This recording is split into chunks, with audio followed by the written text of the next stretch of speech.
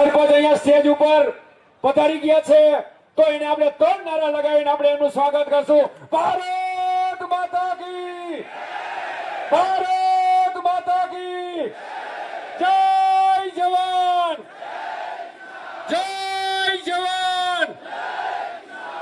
અસ્તુ મિત્રો, મોરબી જિલ્લા અને હાલ આજુબાજુના જિલ્લાના તમામ સરપંચોનો હું અહીંથી ગુજરાત રાવટી વતી, આ ગામ વતી, આ રાવટી વતી હું હાર મારી વેદના છે. મિત્રો, સરપંચ એટલે ગામના રાજા અને નરેન્દ્ર મોદીને કોઈ ગામમાં આવવું હોય ને તો સરપંચની મજૂરી લેવી પડે. એવી તમારી એક તાકાત છે. તમારે કોઈથી દેવું નથી. અને કદાચ જો તમારા કોઈ કામ રોકે તો ખેડૂતોને કહેજો ખરપિયા લઈને આવે એટલે તમારે બધાય કામ આપોઆપ થવા માંડશે. સરપંચોને પણ આ હલકીના મૂંઝવે છે કે સરપંચ તમારા ગામના કામ અટવાશે. અરે હવે અમારે કઈ કામ નથી અટવાના. તમારે અમારા ગામડામાં આવવાનું નથી. તમે તમારી ઘરે બેહો.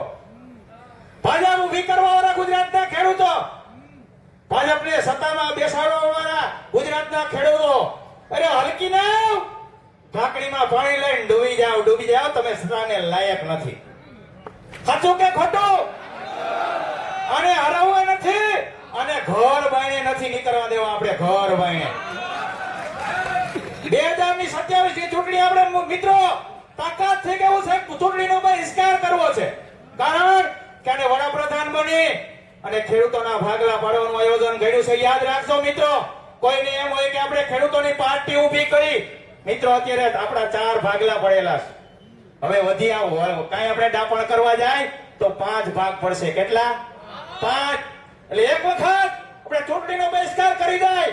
ભલે 2027 માં નહીં અને ભલે 2035 માં ચૂંટણી થાય અને આ નવાણીના ચૂંટણી આપણે કરીશું કે છે આપણો પગાર જ ખાય છે.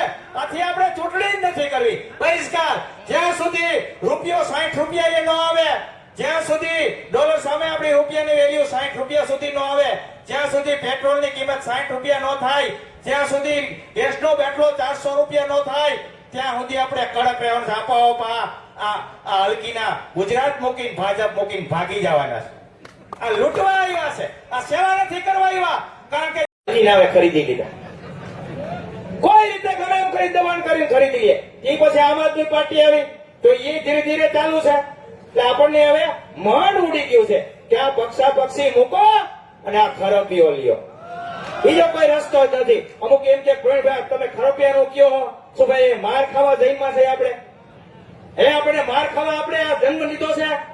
હવે કોઈ પણ ખેડૂતના દીકરાને પોલીસ દ્વારા મારે એટલે એનો ફોટો પાડી લેવાનો ને આપણે પોલીસ સ્ટેશને જઈ એ પોલીસને બાણ કાઢીને ખરપિયાવારી કરવાની.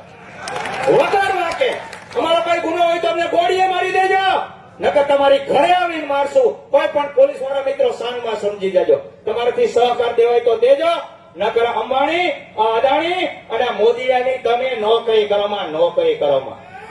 ભાઈ આ આપણે હારે ઘર નથી આપ્યું.